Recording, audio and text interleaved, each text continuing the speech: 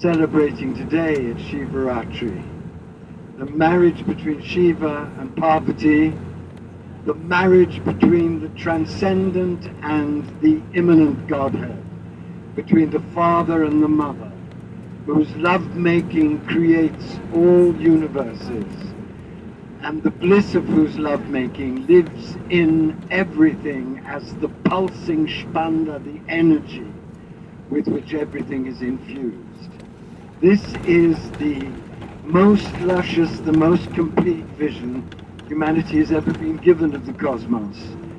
And its celebration in Khajuraho, in the erotic passion of Khajuraho, is a sign of the liberation of the new human.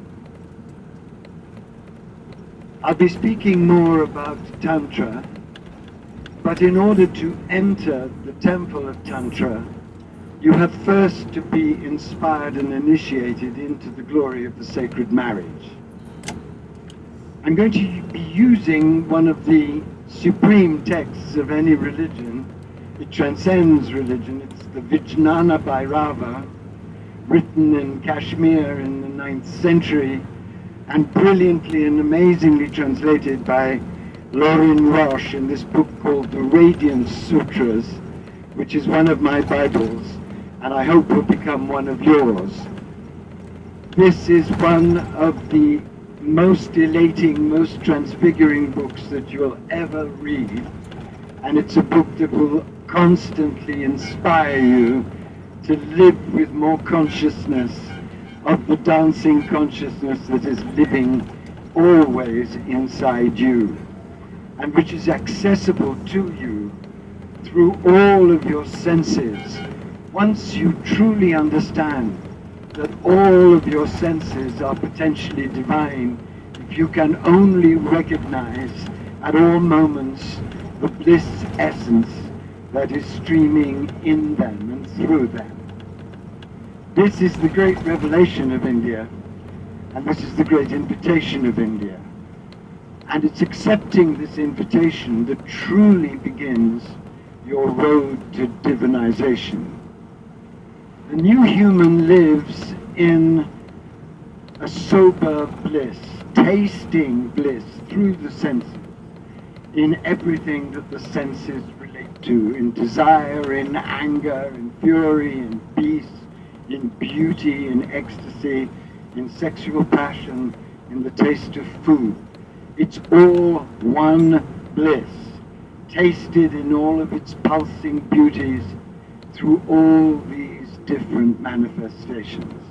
This is the great reward of loving the god and the goddess, Shiva and Parvati. Every day, every moment is a celebration of their marriage. But on this day, which is the day that celebrates their marriage, let's all make a commitment to live the rest of our lives in the wedding bliss, in the wedding joy, in the celebration of the marriage of transcendence and immanence that nothing can dissever. So I'm going to read you two passages from the Vijnana Bhairava that will give you a taste of the splendor that you'll find when you truly dive into this work. Could somebody help Jeanette? We can't have Gandhi falling out, that would be terrible.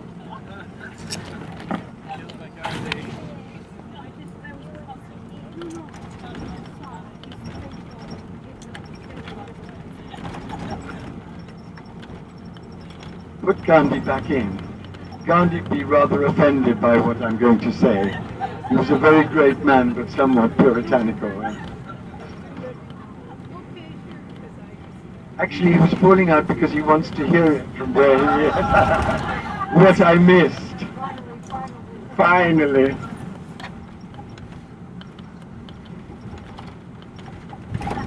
As we're approaching Khajuraho, I'll be reading you some of the sublime passages on sexuality in the Vijnana Bhairava, but I'm going to begin more generally so that you can have a sense of the whole vast tantric context in which sexual tantra takes place. There are many tantras, sexual tantra is just one of them, and you cannot actually pursue the authentic sexual tantra without being connected to all of the others. So listen, if you want, if you don't want, continue in whatever ignorance you love.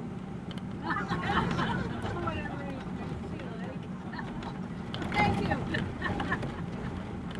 Listen carefully, because each one of these statements are the distilled wisdom of thousands of years of practicing this marriage in the core of life.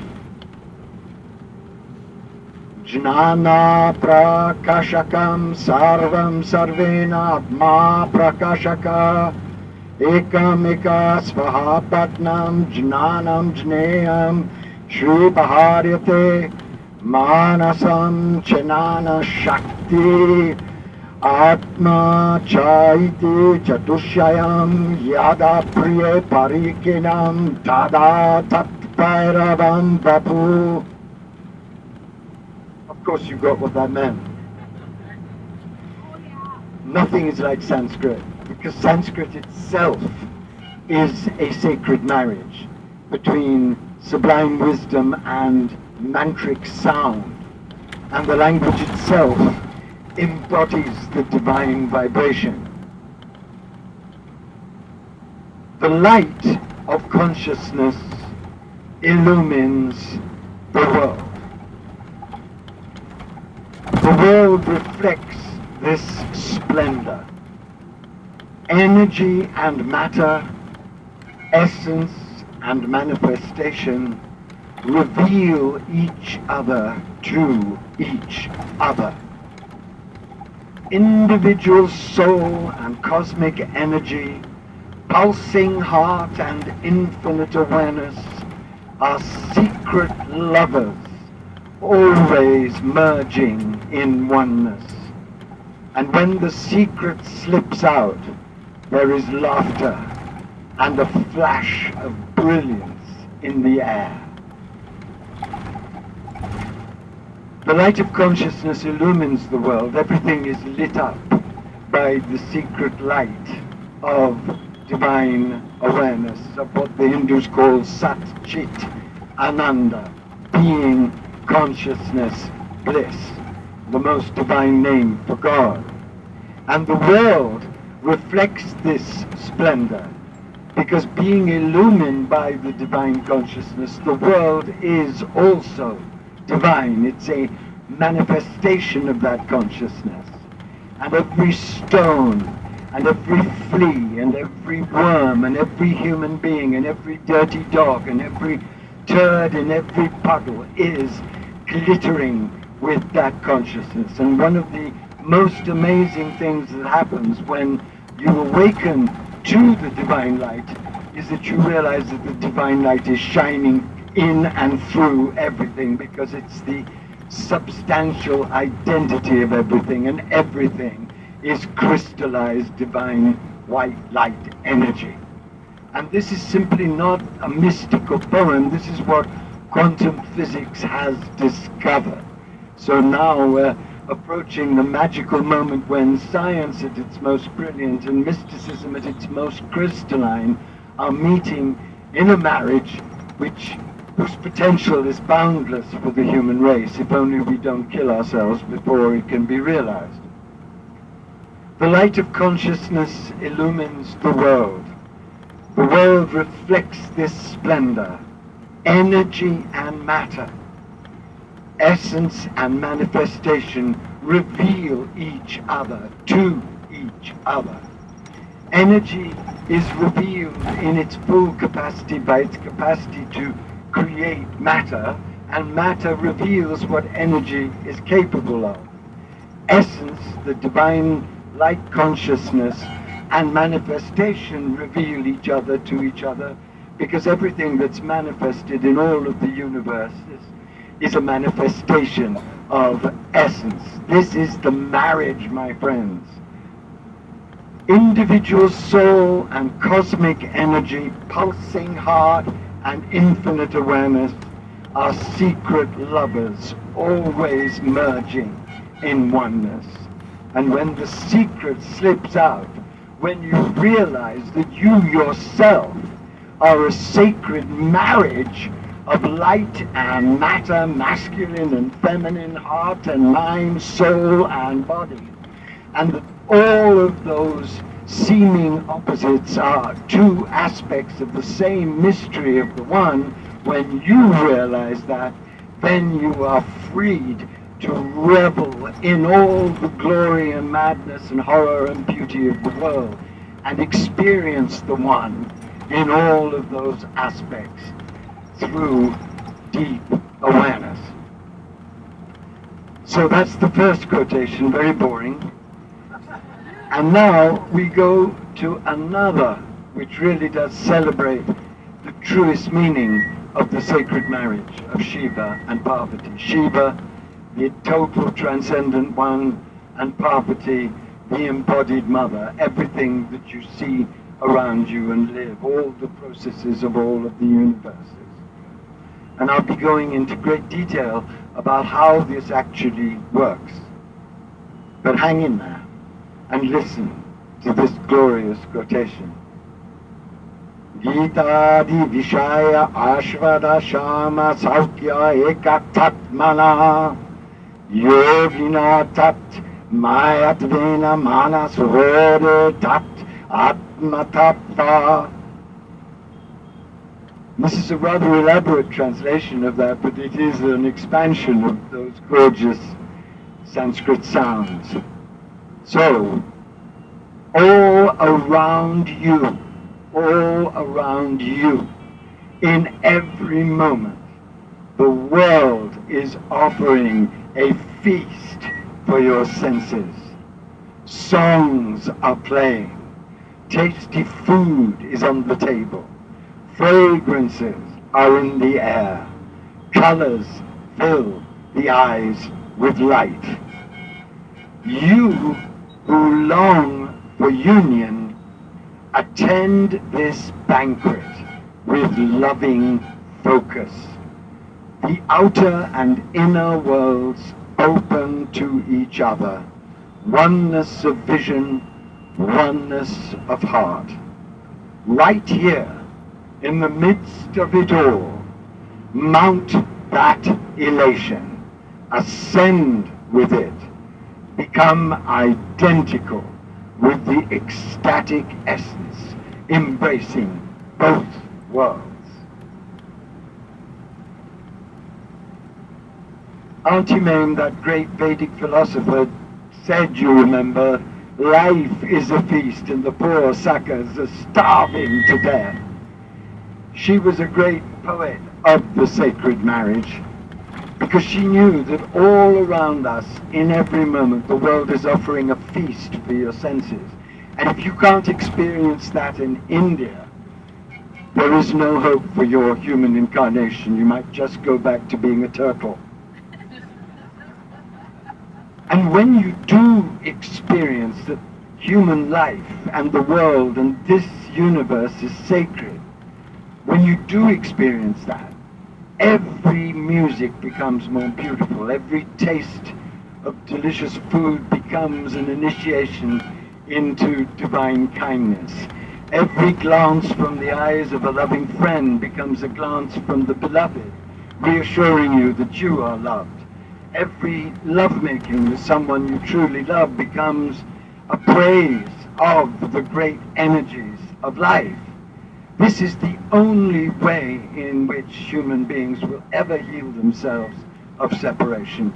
And it's the only way that they will ever come into the wholeness that was ordained for us before the world began, recovering this sense of being in a world that is a banquet, a feast of beauty, a feast of desire at the highest level, a feast of pleasure, all of which come from the one towards us, and all of which are secretly one with the one.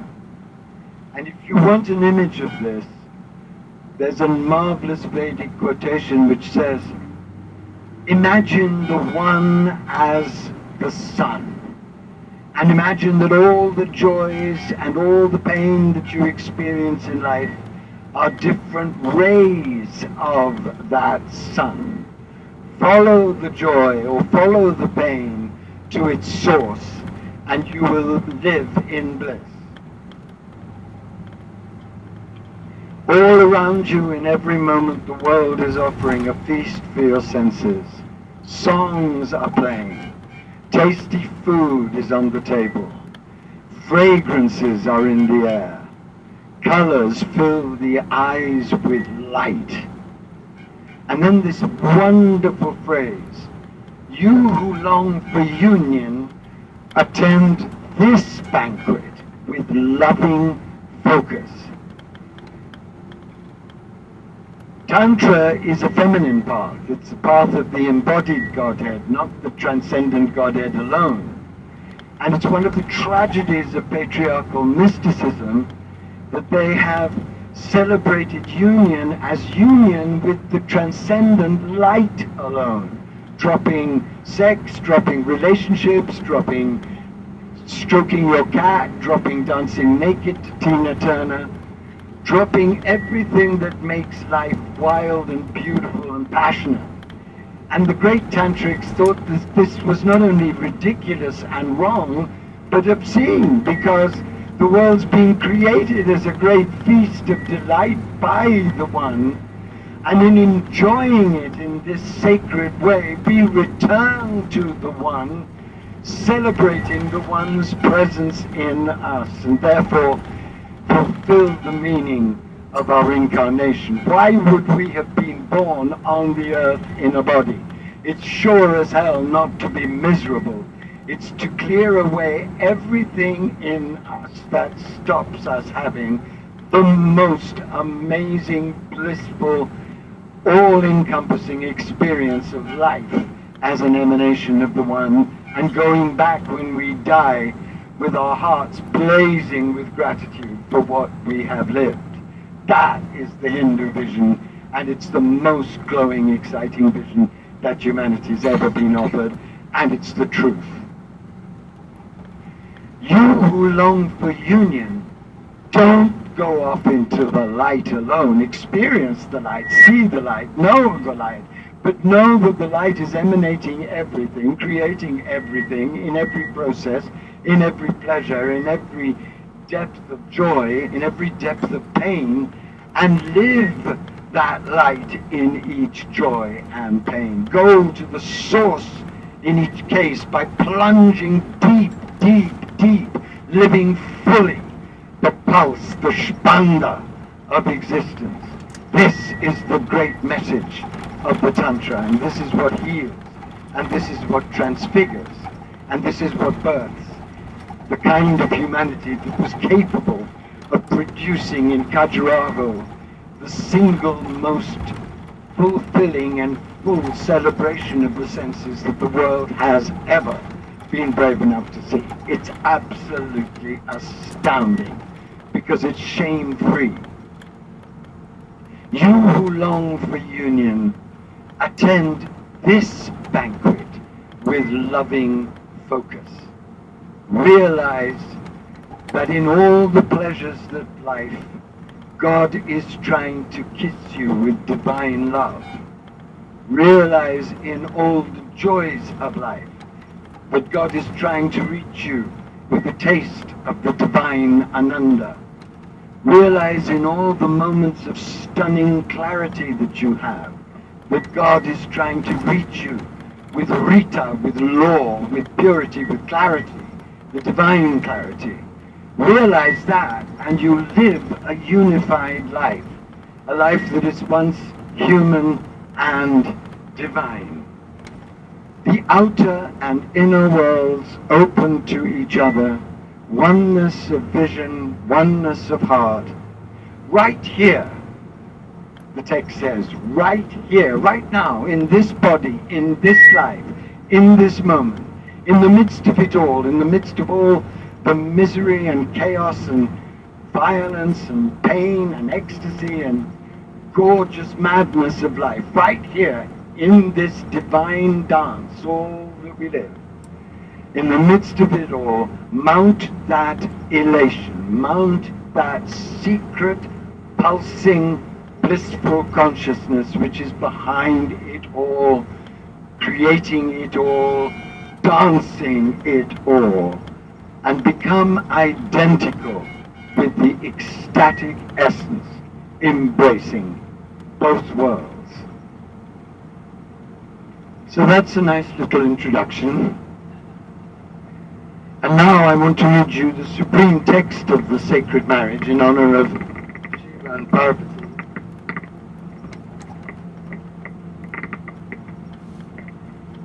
If you ever come to my home, you'll see that it's dedicated to Shiva and Parvati. They are everywhere. The theme of my home is the sacred marriage in all the different traditions, because for me the sacred marriage is the ultimate revelation. It's something that I experienced for the first time when I was about 36. I experienced the essence of it, and it's this experience that has underlay everything that I tried to do in the world. I had spent 4 years in very intense meditation and prayer and deep ascesis, actually. The ascetic way is not my chosen way, but I knew at that time that I had to go into complete silence as far as I could and withdraw as far as I could and concentrate on the mantra. And what happened was very astonishing. What happened was that my heart opened, I had a whole series of unbelievable visions, and I began slowly to see the white light, to see the divine light. It kept coming up, disappearing. And then I realized that if I gazed at the photograph of realized beings, I was surrounded by photographs of the ones that I was devoted to and remained devoted to, Ramana Maharshi and Ramakrishna and the Virgin, my particular family, but the eyes in the photograph would suddenly start blazing with light. This was an amazing period, waking up to the light appearing. Then it came to one evening when I'd been out to dinner with friends. I was living in Paris in the Rue de l'Université, number 37, and I'd been dining with friends, very strange friends, because one of them was Lady Diana Mosley, who happened to be married to the man who would have been fascist dictator of England. And Diana was my most paradoxical of friends. She was married by Hitler, so you can imagine that it was slightly strange for us to be friends, but she was a really remarkable and extraordinary person. And I'd come out of this dinner elated by the beautiful conversation. Paris in those years was an amazing place where people met to talk for 7 or 8 hours until the early morning, just for the pleasure of being with each other. So at Diana's table there would be bike boys from Yugoslavia and the latest actress and a singer and a savant who just returned from Iran and the latest model. I mean, she would mix people and give them just enough drink for everybody to start to become human. And because it was such an elation to be in a state like that, I come out very elated and very overjoyed. And I walked to an antique shop and looked at a chair which had a hole in the top of it. And as I looked into that hole, my whole being fell through that hole and I suddenly exploded. And I can only describe it like that. And I realized that something overwhelming was happening. And because I had studied the great texts, I realized, oh my God, I'm in for it. This must be it. And it was it. It was the first big it.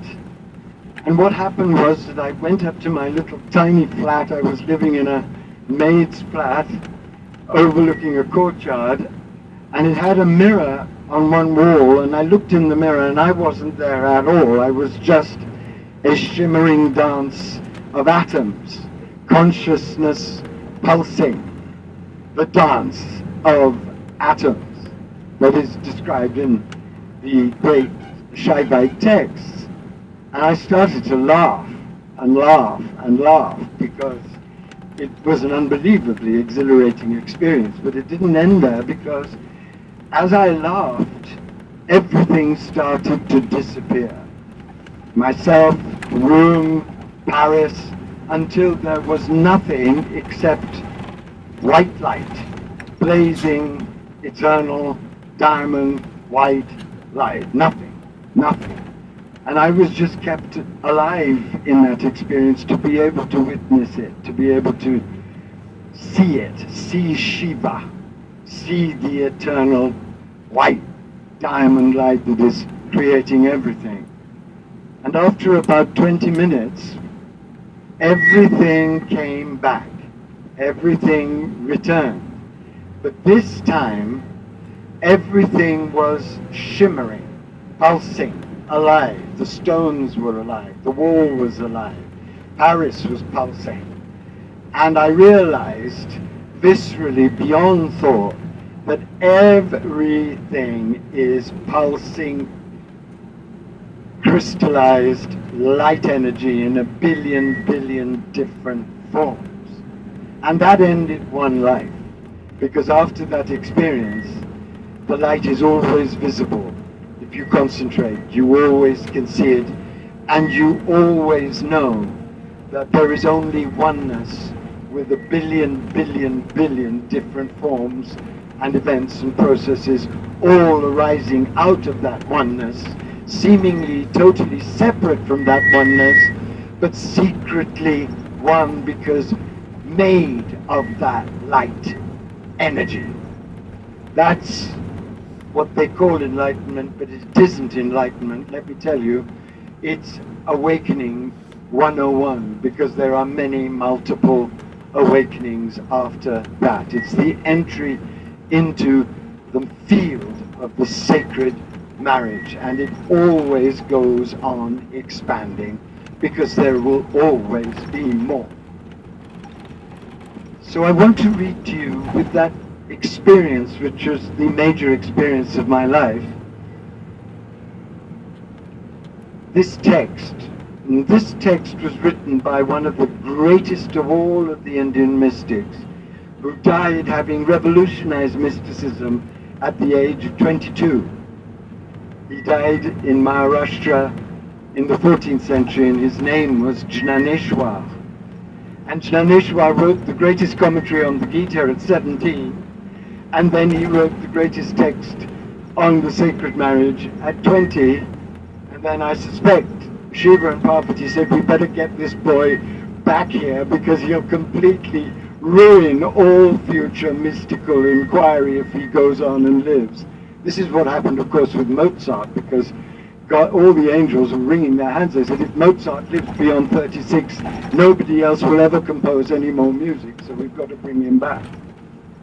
This text is staggeringly beautiful and staggeringly complex, and I'll try and give you some sense, some living, passionate sense of what it means.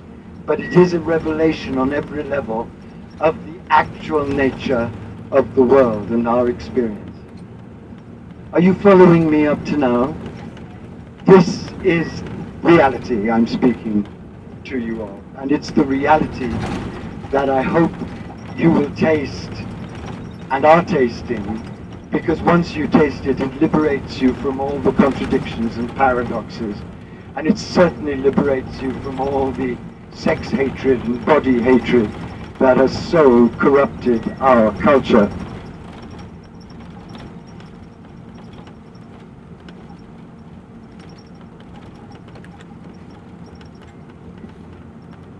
I always think it's one of the funniest things I do, give talks like this in this bus, but it's good for me.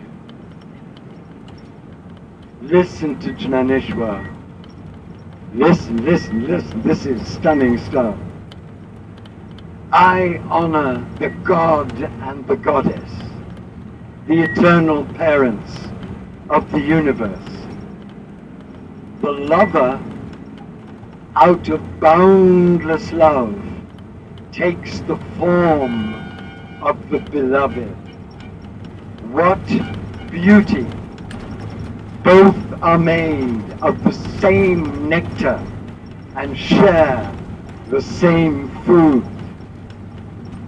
Out of supreme love they swallow each other up, but separate again for the joy of being two. They are not completely the same, but neither are they different, and no one can tell exactly what they are. How intense is their longing to be with each other. This is their greatest bliss. Never, even in jest, do they allow their unity to be disturbed.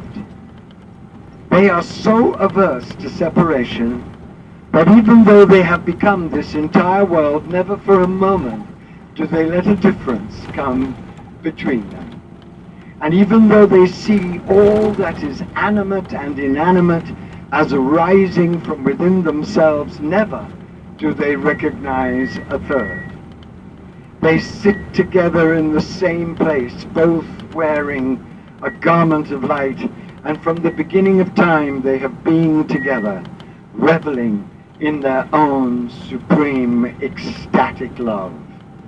The difference they created to enjoy this world had one glimpse of their intimacy and could not help but merge back into the bliss found in their union.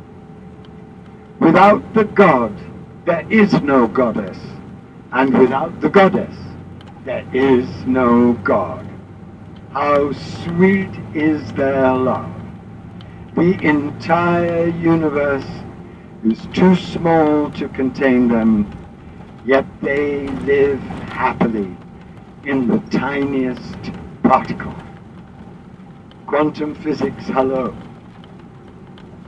So let me just go through that a little and suggest a little bit of how amazing this revelation of the truth of reality is. All the great mystical systems know one overwhelming thing. They know that there is only one here. And they know that everything that the one has manifested out of itself is manifested in opposites that have a secret, tender, interdependent relationship. Nicholas of Cusa, the great Christian mystic, said something astounding about the nature of God. He said, God is a coincidence of opposites. And what all of the greatest mystics of humanity have understood is that the one is in its final nature absolutely unknowable to any intellect, even that of the angels. Even the highest intellectual enlightened beings do not comprehend it.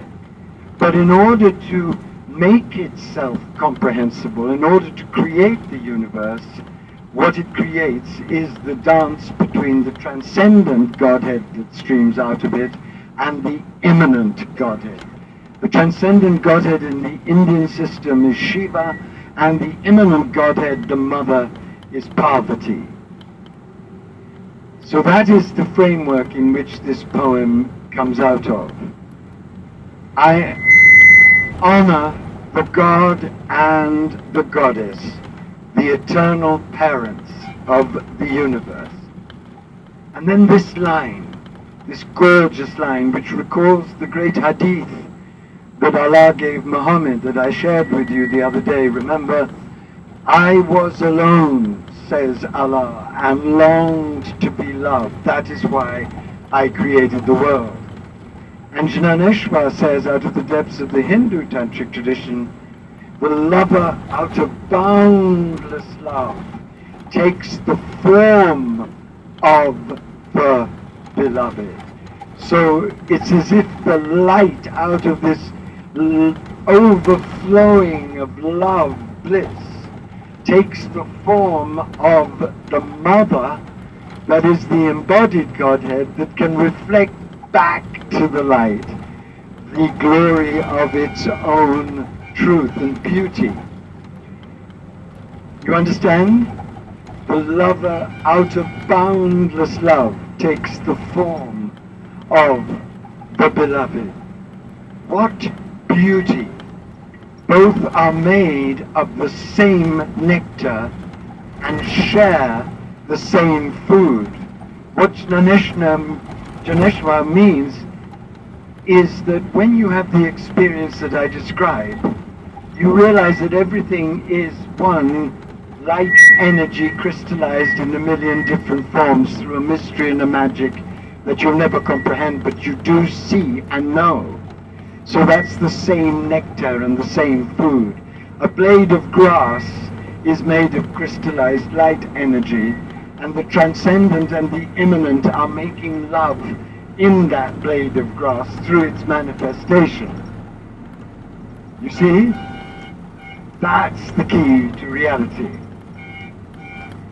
Now, let's try and be as clear as we can, and it's a very mysterious relationship between the transcendental and the embodied, but the Hindus have 4 images that help you become clear about what is transcendent and what is embodied, and the relationship between the interdependent relationship between the father and the mother. They're not separate, they're not the same, but they're not separate. They're not two, they're interdependently related on every imaginable level. So the Hindus say that Shiva is like the diamond, and Parvati is like the shining of the diamond.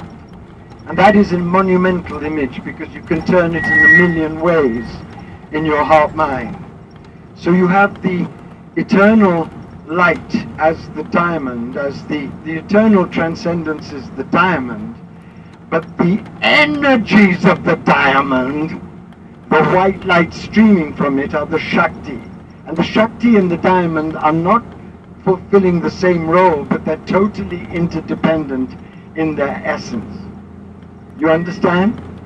Shiva is the diamond, and Parvati, the goddess, is the shining of the diamond, the energies that create everything that exists on all levels. Another image that they use is that Shiva is the water and Parvati is the wetness of the water.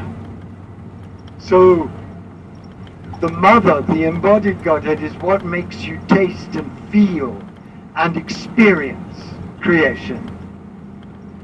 Another image that they use is that Shiva is the snake and Parvati is the wriggle of the snake, the life force of the snake.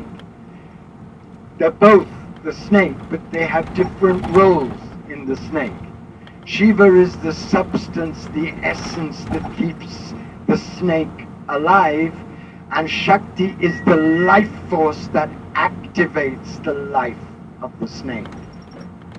The other image, and this is an amazing esoteric image, but it's something that becomes alive when you really dive into Tantra, is that Shiva is the white light and Parvati are all the different lights that are refracted from the white light and merge back when brought together into the white light.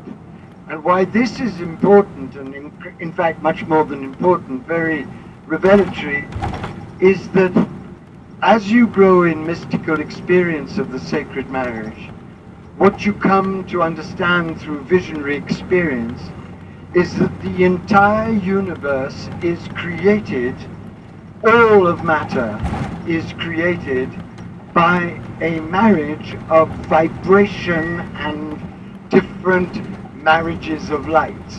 There's some sort of purple and gold light with a certain sound will create a certain kind of matter. Red and blue light with a certain sound will create another kind of matter. But all of the different colored lights come out of the white light and go back into the white light.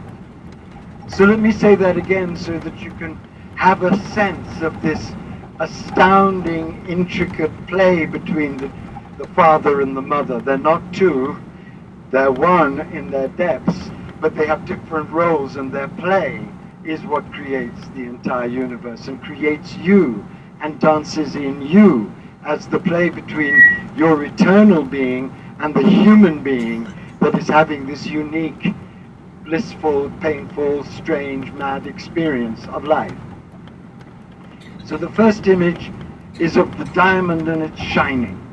The energies of light energies that come from the diamond. The second image is the image of water and wetness.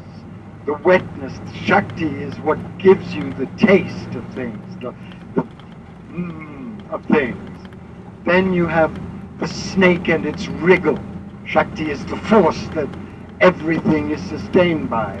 Shiva is the substance, the inner identity of everything. Then you have the white light being refracted into millions of combinations of different lights, all of which merge into the white light, but all of which, when joined with the vibration of the light, create all of the different kinds of matter in all of the different kinds of worlds. That is also very like, in fact, identically like what quantum physics is now unveiling. So we're living in a world in which the transcendent and immanent are dancing together in paradoxical ways in every single cell and particle of matter and of our body and of our experience.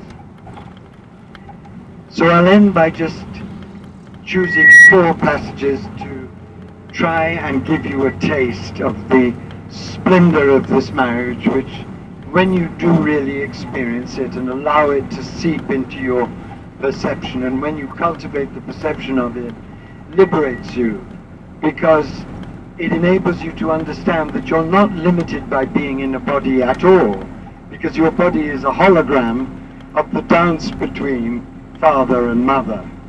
And it's that dance between the embodied and transcendent Godhead that sexual Tantra is one sublime aspect of. But we'll get to that as we approach Khajuraho. Now this wonderful quatrain. Out of supreme love they swallow each other up, but separate again for the joy of being two. It sounds beautiful, but actually it's a description of the experience that I shared with you in Paris. Because what happened in that experience is that my incarnate self was swallowed up by the light that is my and your source, right? Out of supreme love, the light manifests and eats you alive and shows you that you're forever one with it and created from it, and that it is actually living in you as you. Out of supreme love, they swallow each other up, but separate again for the joy of being two. After an experience like the one I had, I know that I am one with the one, but I also know that I'm different from the one, and the one is enjoying that difference as much as I sometimes am, because we're having a profound, ecstatic love affair in which the more I can live my full self, knowing that secret identity with the one, the more joy I give to the one, and the more I know that I'm one with the one, the more I can live the fullness of my own individual self. It's a paradox on every level. This is what those 4 lines mean. Out of supreme love, they swallow each other up, but separate again for the joy of being two. They are so averse to separation that even though they have become this entire world, never for a moment do they let a difference come between them.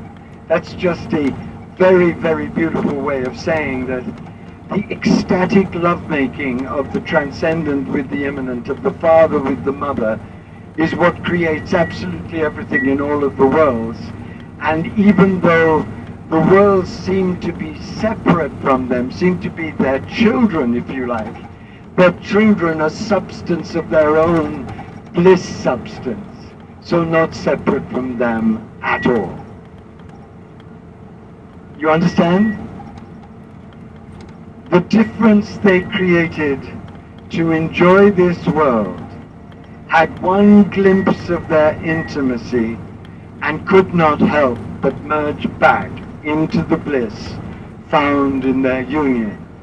And that refers to the yogi, the true seeker, who yearns and burns and practices and blazes and dies into love to have a glimpse of the eternal intimacy of the Father-Mother, and then merges back into the bliss found in their union and lives life as a sacred marriage of transcendent and immanent joy. Without the God, there is no goddess, because you'd never know anything about the transcendent if there wasn't the immanent to manifest its qualities. You wouldn't know about the transcendent because it would never be manifest. It's the immanent Godhead, it's the Mother that makes manifest what is latent in the transcendent light and beauty. And without the goddess, there is no God. Without the God, there is no goddess, because the goddess wouldn't be filled with all the powers that she has to create whatever she wants if she wasn't drawing from the fullness of the transcendent Father. And without the goddess, you'd never know God, because God wouldn't be manifest. You would never be alive, you'd never be in a body, there would be no creation, you'd never have any glimpse of the transcendent. It would be forever hidden in secrecy and mystery. How sweet is their love. The entire universe is too small to contain them, yet they live happily in the tiniest particle. And those of you who study quantum physics know that because quantum physics has chosen to study the tiniest particles, it has discovered the completely paradoxical dance between light energy and matter, and the complete insanity of how particles actually behave. For example, an electron dancing right here in a particular way will be affecting the dancing of an electron on Betelgeuse 5 billion miles away, because everything that happens is connected by what they call the secret strings of the great net of pulsing, shimmering light energy that is actually holding the entire creation together. No wonder the quantum physicists are having nervous breakdowns, and they are, because what they're discovering is exactly what is described right here. And it's this marriage, my friends, this glorious marriage, that you are the children of, and I am the children of. And this marriage dances in all of the energies of our being. It's dancing in our mental energy when it's illumined. It's dancing in our heart energy when it is sacred and when it is impassioned. It's dancing in our desires. It's dancing in our sexuality. It's dancing in the cells that form our bones and our marrows. And that's why this vision of the sacred marriage, when you really do cultivate it and enter it, gives you a sense of infinite potential for the human being. Because since this dance between the transcendent and the immanent Godhead, the Father and the Mother, can never have any end or any limit, the creations of that dance also have a secret, limitless potential which has yet to be unfolded in human destiny. And this is the source of all the great hope in the great evolutionary mystics like Aurobindo and like my great teacher, Father B. Griffiths, and all of us who know that humanity as it is an unfinished adventure, Because the more we come into the fullness of the sacred marriage, the more we connect with the quantum field, the more we realize that we can dance with this field in sacred reverence, the more we can be transformed and rendered more and more whole and more complete, until we are born fully human and fully divine, and God knows what transfigurations await us after that. So I'm going to end by a poem of Kabir, which expresses this more wonderfully than anyone else has ever done. It's only 5 lines, but it's the manifesto of the new human. My father is the absolute Godhead, Shiva, right? My father is the absolute Godhead. I am one in my substance and essence with the eternal shattering light. My mother is the embodied Godhead. My mother is all of this, everything, all of it, everything that's created on every level, which is secretly the creation of the light anyway. My father is the absolute Godhead, and my mother is the embodied Godhead. And I am their divine child, dancing for them both on their burning dance floor. That's the whole statement of the Sublime Tantra. Because when you realize that your secret identity is the deathless eternal light, Shiva, and that light has given you a mother that is your body and this entire creation that is pulsing with the energies of that light, then you become the divine child, the one that is free to play in this gorgeous feast of life. You become the divine child, and it's a very important phrase that he's using, because he doesn't say, I become the sage, I become the guru. Those are very boring roles, and I strongly advise you not to take them up. I would never be a guru it's too dull.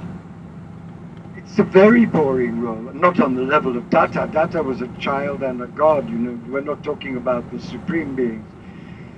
They're talking about being a divine child, being with the innocence and wonder and playfulness and rapture and joy and curiosity and endless energy of the child, whatever age you are. I am their divine child, and I'm dancing for them both. I'm dancing for the transcendent light, the deathless truth, and I'm dancing for the created truth. And you dance through tenderness, you dance through service, you dance through creativity, you dance through pouring your gifts out to the created Godhead, dancing for them both on their burning dance floor, on this vanishing world. It's gorgeous. Welcome to the sacred marriage on Shiva Ratri. Be so blessed that you've been born a human being capable of having the ultimate feast and doing the ultimate dance as a hologram of the Mother Father.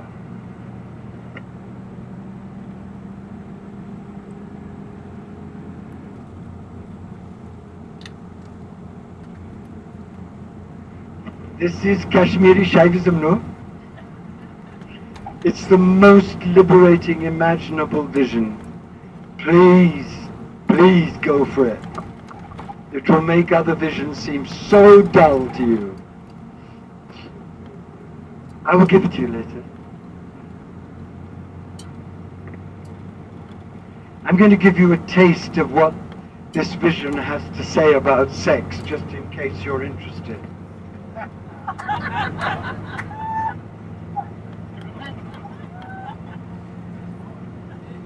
I know you're not, but I'll try and...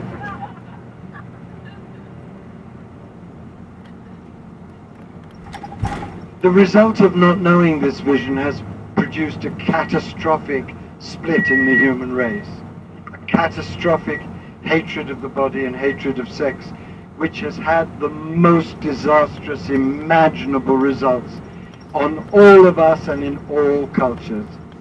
It really has been the great human failure. No wonder we don't love life. No wonder we're killing the planet. No wonder we don't feel the pulse of the beauty of life in us, because we've been told our bodies are shameful and that sex is dirty, when in fact our bodies are the dancing floor of the god and the goddess, and authentic, devotional, illumined sexuality is the direct doorway into the bliss energies of the lovemaking of the father-mother. Imagine if you'd been told that at school. So here are two rather interesting. Shakti Sangama Samkshubuddha Shakti Avesha Avasanikam Yatsukam Brahma Tatvasya Tatsukam Zvakyam Uchyate. It's juicy, don't you think?